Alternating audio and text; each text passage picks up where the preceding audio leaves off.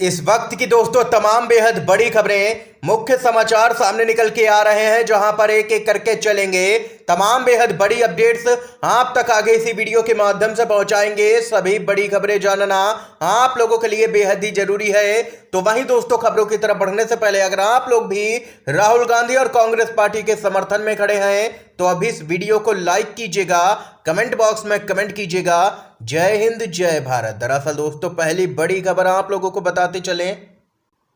खम्म में राहुल गांधी का बड़ा ऐलान, तेलंगाना में दोहराएंगे कर्नाटक बीजेपी के बाद अब यहां पर बीआरएस को हराएंगे, राज्य के अंदर बनेगी कांग्रेस की सरकार।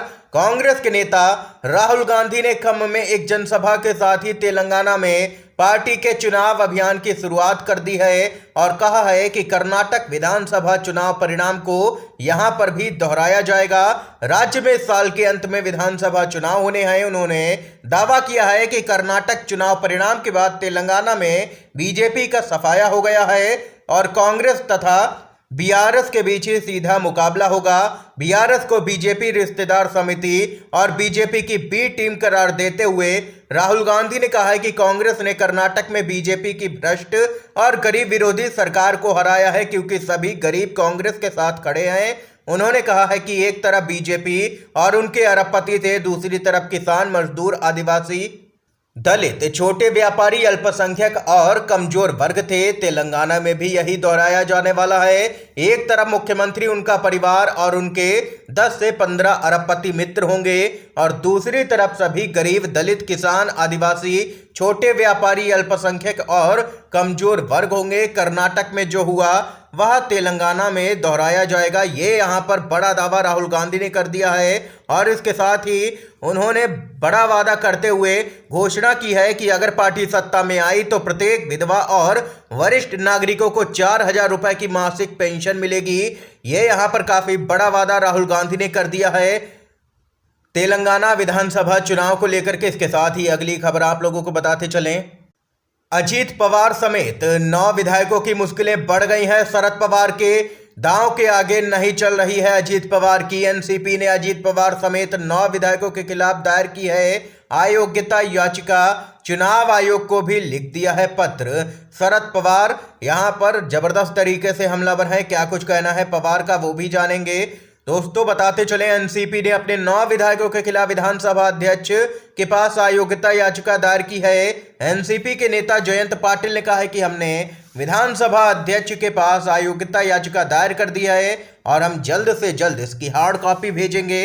यह अयोग्यता याचिका 9 नेताओं के खिलाफ दायर की गई है। उन्होंने आगे कहा है कि बगावत करने वाले नेताओं ने किसी को भी सूचित नहीं किया कि वे पार्टी छोड़ रहे हैं, जो कि एनसीपी के खिलाफ है। हमने इस मामले में चुनाव आयोग को भी पत्र लिखा है। पार्टी छोड़ने से पहले उन्हें सूचित करना चाहिए था। उन्होंने आगे कहा है कि हमें विश्वास है कि अधिकांश विधायक एनसीपी में वापस आएंगे।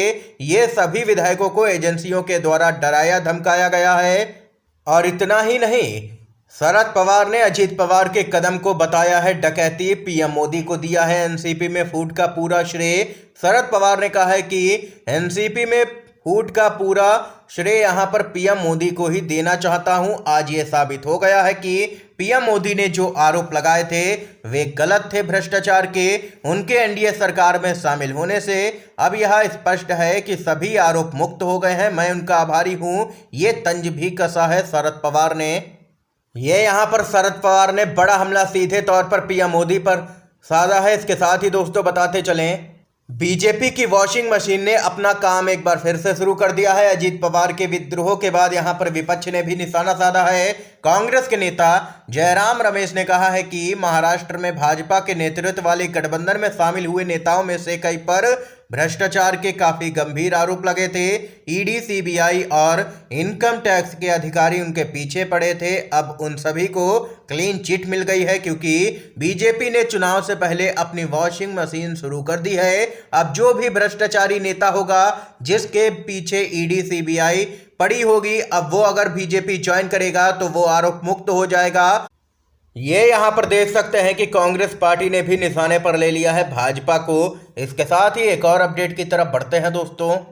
बीजेपी सरकार ने 9 साल में इतना लूटा जितना अंग्रेजों ने 250 वर्षों में नहीं लूटा। दिल्ली के सीएम अरविंद केजरीवाल का बड़ा हमला। दिल्ली के मुख्यमंत्री अरविंद केजरीवाल ने भ्रष्टाचार एवं महंगाई के लिए केंद्र की आलोचना करते हुए कहा है कि प्रधानमंत्री मोदी की अगुवाई वाली एनडीए सरकार ने 9 वर्षों में इतना लूट लिया है जितना कि अंग्रेजों ने 250 वर्षों में भी नहीं लूटा था।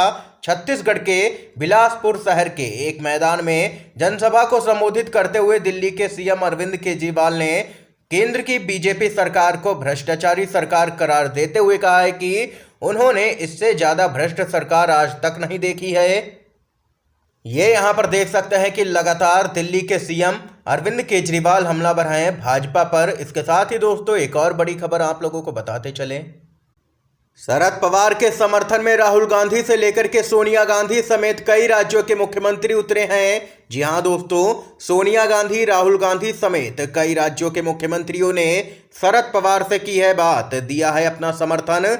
अजीत पवार ने शरद पवार के खिलाफ बगावत कर दी। उन्होंने एनसीपी से बगावत कर देवेंद्र फडणवीस और एकनाथ शिंदे के साथ यहां पर हाथ मिला लिया। अजीत पवार अब एनडीए का हिस्सा हो गए हैं। सियासी घटनाक्रम के बाद सोनिया गांधी, राहुल गांधी, नीतीश कुमार, ममता बनर्जी और तमिलनाडु के मुख्यमंत्री स्टालिन ने शरद पवार से बात की है और उन्हें अपना पूरा समर्थन दिया है और एनसीपी में टूट के लिए बीजेपी को सीधे तौर पर जिम्मेदार ठहराया है और बीजेपी पर आरोप लगाया है कि भाजपा लगातार लोकतंत्र को कुचल रही है और वो केंद्रीय एजेंसियों का यहाँ पर गलत उपयोग कर रही है। लगातार केंद्रीय एजेंसियों के द्वारा विपक्षी नेताओं को डराया और धमकाया जाता है, जिसके कारण वे पाला बदल लेते हैं और भाजपा को अपना समर्थन दे देते हैं। ये यहाँ पर बड़ी अपडेट है दोस्तों। अगली खबर की तरफ बढ़ते हैं।